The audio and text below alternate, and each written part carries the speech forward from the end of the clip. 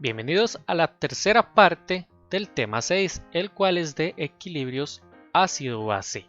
Ya nosotros prácticamente hemos visto toda la parte de cálculo de este capítulo. Ahora vamos a ver algunos conceptos nuevos y una información que nos ayudará mucho más adelante en nuestras carreras profesionales.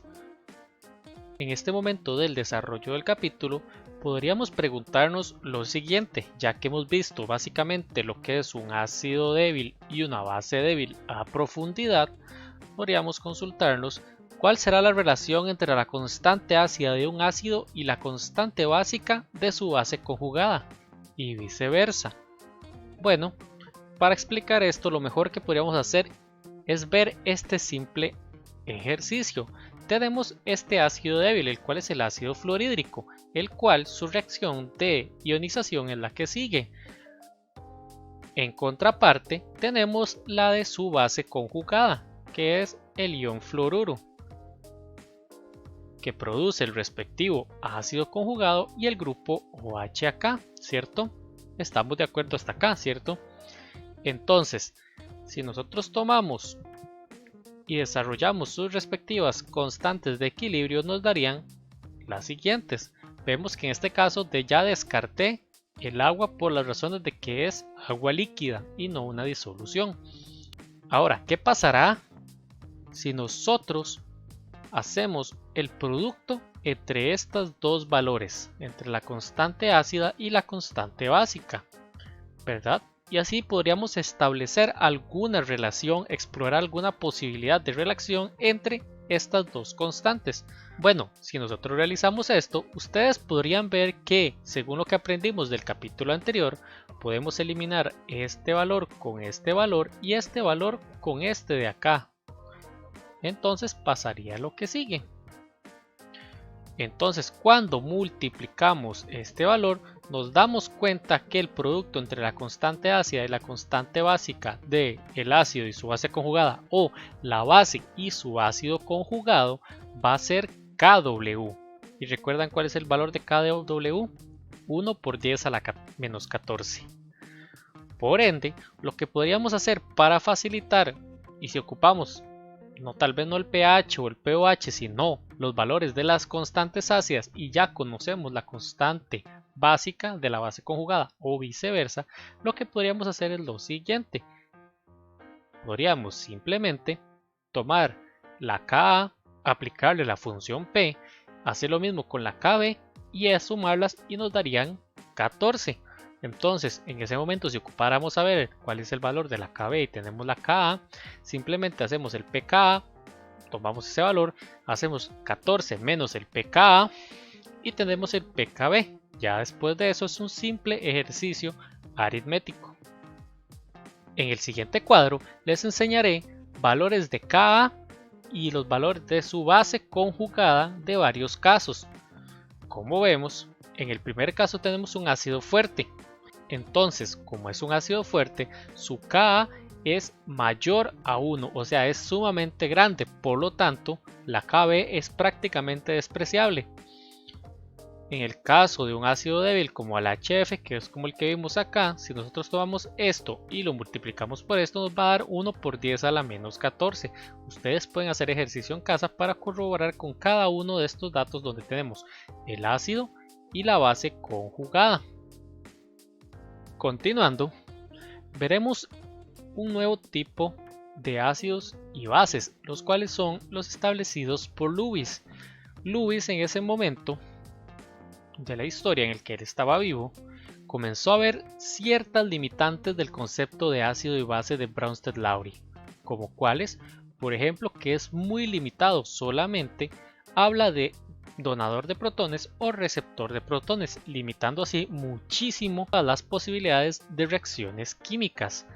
Entonces, Lewis, desde su perspectiva, se argumentó lo siguiente: la mayoría de las reacciones pueden ser ácido-base. Por ejemplo, Bronsted-Lowry no explicaban por qué el amoníaco, cuando usted lo disolvía, se comportaba como una base cuando no tiene grupos OH libres, ¿cierto? O por ejemplo, tampoco explicaban cómo compuestos como el BF3 tenían cualidades de un ácido. Y este no era que estaba aceptando protones, sino que estaba haciendo otro tipo de reacción, pero que lo hacían comportarse como un ácido. Otro ejemplo típico es el óxido de aluminio. El óxido de aluminio se comporta como un ácido de Lewis súper fuerte. Entonces en este momento vamos a explicar un poco más a detalle cómo es la perspectiva de Lewis. Lewis clasificó sus ácidos ya no como donadores de protones, sino como aceptores de pares libres. Entonces, un compuesto químico que tenga la posibilidad, o elemento o sustancia química que tenga la posibilidad de aceptar pares libres, o sea, que esté deficiente de electrones, que podríamos verlo, que tengan su octeto incompleto, va a ser un ácido de Lewis. Va a necesitar tomar esos electrones para completar su octeto y llegar a la estabilidad. Un ejemplo típico es el BF3. Otros ejemplos típicos de ácidos de Lewis son los siguientes, donde tenemos el H+, que es el ácido típico de Bronsted, el NH4+, que es el ácido conjugado del amoníaco, el hierro 3+, ojo con este, que ya no estamos hablando de algo que sean ácidos conocidos normalmente, y el típico ejemplo de un ácido de Lewis, que es el BF3, que si nosotros recordamos, los compuestos de boro tienen el octeto incompleto per se, por definición. Los otros compuestos son las bases de Lewis. Estos, como ustedes podrán esperar del concepto del ácido de Lewis, las bases serán las contraparte. En otras palabras, serán donadores de pares libres. Son aquellos compuestos que tienen el octeto completo o el octeto expandido y además tienen pares libres. En otras palabras, no forman todos sus pares son enlazantes, sino que tiene pares no enlazantes. Ejemplos típicos, estos que están acá, el OH-, que es el concepto de las bases de Bronsted, el NH3, el cual acepta un protón para hacerse el amonio, el ion F-, el fluoruro, el ion fluoruro, que claramente, como lo vimos en la diapositiva anterior, es la base conjugada del ácido fluorhídrico, y este otro que es el típico ejemplo de una base de Lewis, que es la trietilamina, que si ustedes ven no tiene la posibilidad de crear iones OH, pero sí es un donador de pares libres por excelencia, especialmente por ese nitrógeno que tiene en su composición. Ahora hablaremos del penúltimo tema de este capítulo, el cual es las disoluciones iónicas o disoluciones salinas, que si ustedes, aunque no lo crean, las disoluciones salinas pueden generar un ambiente ácido o básico en la disolución. Vamos a ir paso por paso, vamos a explicar qué es lo que hacen los cationes y lo que hacen los aniones en las disoluciones. Primero empezaremos con los cationes y la explicación que daré para los cationes es análoga para los aniones, nada más que con forma de contraparte. Entonces, los cationes podrían verse como ácidos de Lewis deficientes de electrones. ¿Por qué? Porque tienen el octeto incompleto en muchas ocasiones. Hay algunos que no, por ejemplo el sodio más, que ya tiene el octeto completo, pero tienen una subcapa ahí que puede ser disponible para utilizarse para hacer ácidos de Lewis.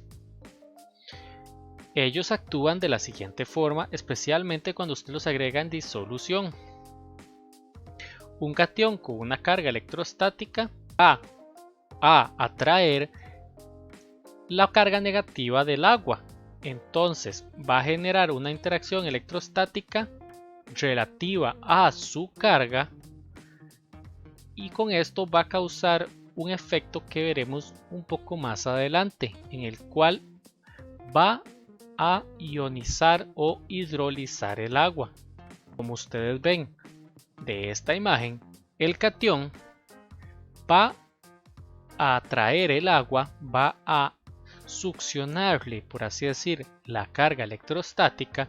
El oxígeno, por supuesto, al tener una demanda de electrones y ver la electronegatividad que tiene este átomo con mayor carga en este caso, va a favorecer hacer un enlace, por así decir, con ese ion que sobre el hidrógeno. Por lo tanto, este enlace se va a ir debilitando hasta el punto en el que se pierde ese enlace y solo queda el protón libre, el hidronio. ¿Y qué era el hidronio? Un ácido, o lo que vemos en el pH. Muchos de estos ácidos actúan como ácidos de Bronsted por un proceso de hidrólisis, que es básicamente lo que vimos ahí, pero lo podemos explicar con la siguiente imagen. Cuando una sustancia iónica se agrega en el agua, por supuesto, como ustedes recuerdan del fenómeno de disolución, las aguas van a rodear el ion positivo desde el punto de vista del oxígeno, como se ve acá. Esto se conoce como un aquaión. Esto que se forma acá es nada más el ion central rodeado por muchísimas aguas. Bueno, entonces, ¿qué pasará en muchos de estos casos? Si la carga es lo suficientemente positiva, como se ve en este caso, que es hierro más 3, lo que ocurrirá es que la carga electrostática acá será lo suficientemente alta para que, como se mencionó en esta imagen anterior, se debilite este enlace que se encuentra acá, el enlace hidrógeno-oxígeno, lo suficiente para que pase otra molécula de agua cercana y arranque este hidrógeno, ¿verdad? Entonces, ¿por qué? Porque simplemente esta agua tiene una carga mayor o una atracción mayor o una fuerza suficiente de colisión como para romper este enlace, porque ya este enlace no es lo suficientemente fuerte para mantenerse ante una colisión dada una energía necesaria mínima de activación. Bueno, ocurriendo este proceso, tenemos este aquaión nuevo y además tenemos una molécula de H3 o más andando por allí. ¿Y recuerdan que era H3 o más? Pues sí, es ácido en disolución. A continuación les voy a mostrar una tabla con diferentes valores de constante ácida para diferentes cationes. Si vemos las constantes ácidas, por ejemplo de hierro 2, que es un ion que no tiene tanta fuerza, es bastante baja. Podríamos prácticamente que si hacemos el cálculo de pH de una disolución, hasta podríamos ver que en realidad es básico. Y él va subiendo paulatinamente hasta llegar a, por ejemplo, estos últimos tres que son sumamente ácidos, el hierro 3, el cromo 3 y el aluminio 3, los cuales tienen unas constantes de ionización ácida bastante altas, y son inclusive algunas más altas que ácidos débiles comunes como el ácido cítrico. Bueno, continuando, vamos a hablar ahora rápidamente de lo que hacen los aniones. Los aniones hacen un análogo. De hecho, al puro principio de esta presentación, vimos que una base lo que hace es básicamente que toma el agua, la hidroliza y genera iones OH, ¿cierto? Bueno, eso depende también del anión, como vimos en el caso de la reacción del fluoruro, ¿verdad? Ok, veamos lo siguiente. Los aniones podrían verse como bases de Lewis con exceso de electrones, con muchísimos pares libres, especialmente aquellos que ya tienen el octeto completo. Son perfectos donadores de pares libres, como por ejemplo el fluoruro. Entre mayor sea la carga que tenga este anión, mayor será su basicidad. Como ustedes ven, es un análogo a los cationes. El proceso en el que se forman es el mismo y muchos actúan como bases de Bronsted por hidrólisis, igual que como vimos en la diapositiva anterior. La fuerza de la constante básica de la base es inversamente proporcional a la de su respectivo ácido, sea el ácido conjugado o que ésta sea la base conjugada de un ácido anterior. Ahora ya hablamos de lo que hacen los cationes, hablamos de lo que hacen los aniones, pero ¿qué pasará si los combinamos? ¿qué es lo que normalmente ocurre? Usted no puede, es imposible disolver solamente, voy a echar un poco de ion fluoruro, usted no puede pesar ion fluoruro. Usted ocupa agregar fluoruro de algo, de sodio, de potasio, de calcio, lo que sea. Entonces ya estaríamos combinando un catión y un anión. Veamos qué ocurre si los combinamos. Bueno, nos encontraríamos con que hay 4 casos distintos dependiendo de la naturaleza del catión y del anión respectivo. En el primer caso, supongamos que tenemos un ácido, que sería un catión, con una constante ácida mucho más alta que la constante básica de B o de la base, o del anión, como ustedes gusten verlo.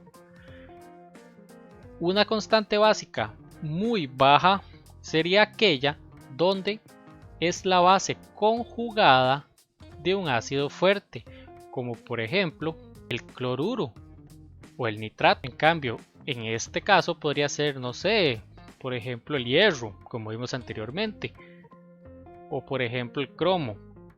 En ese caso, lo que ocurrirá es que la disolución será ácida. Algunos ejemplos de disoluciones con esta naturaleza son como las que siguen: cloruro de aluminio, por ejemplo, el nitrato de amonio es una disolución ácida, y el nitrato de hierro son disoluciones ácidas. Como ustedes ven, el nitrato es la base conjugada del ácido nítrico y el cloruro es la base conjugada del ácido clorhídrico, ambos ácidos fuertes.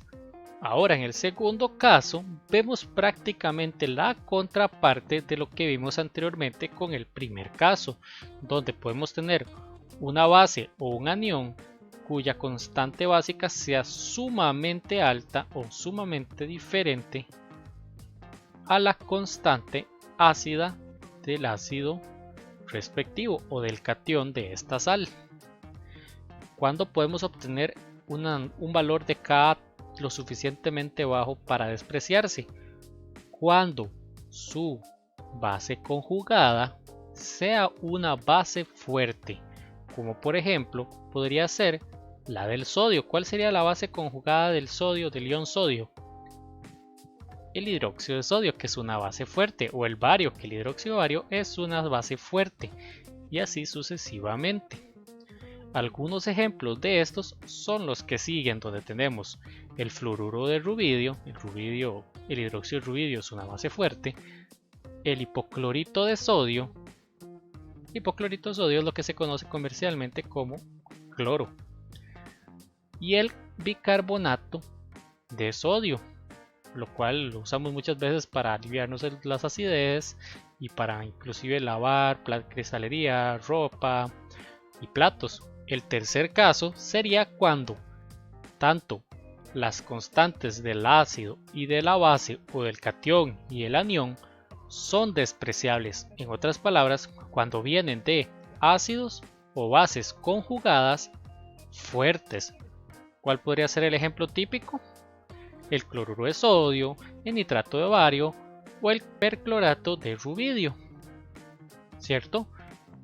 El hidróxido de sodio sería aquí, el ácido clorhídrico sería acá, hidróxido de bario acá, ácido nítrico acá, hidróxido de rubidio acá y ácido perclórico por acá, todos ácidos y bases fuertes respectivamente. Entonces, en este caso, cuando tenemos esta disolución de esta naturaleza, el pH de esta disolución es de 7, es neutro. Y el último caso, que como ustedes podrían esperar es el más complejo, sería cuando las constantes son altas y parecidas. En otras palabras, cuando sus ácidos y bases conjugados respectivos son débiles. Allí lo que habría que hacer es simplemente multiplicar la Ka por la Kb, ver cuál es el valor que tenga una magnitud mayor, y entonces, conociendo estos valores, podríamos ver cuál disolución es ácida y cuál disolución es básica. Por ejemplo, tenemos estos ejemplos que se presentan acá. Habría que ver cuál es la Ka del amonio y compararlo con la Kb del hipoclorito. Si la Ka es ligeramente mayor, entonces la disolución será ligeramente ácida, y así se repite con cada uno de los ejemplos que aquí se presentan. En resumidas cuentas, podemos decir lo siguiente: si el catión es que el conjugado de una base fuerte, es despreciable. En cambio, si el anión es conjugado de un ácido fuerte, entonces este será el despreciable. Cuando no se encuentre uno despreciable en esta combinación, hay que tomarlo en cuenta para saber si es ácida, si es básica, o si hay que pensarlo un poco más como el último caso, o si las dos son despreciables, simplemente es neutra.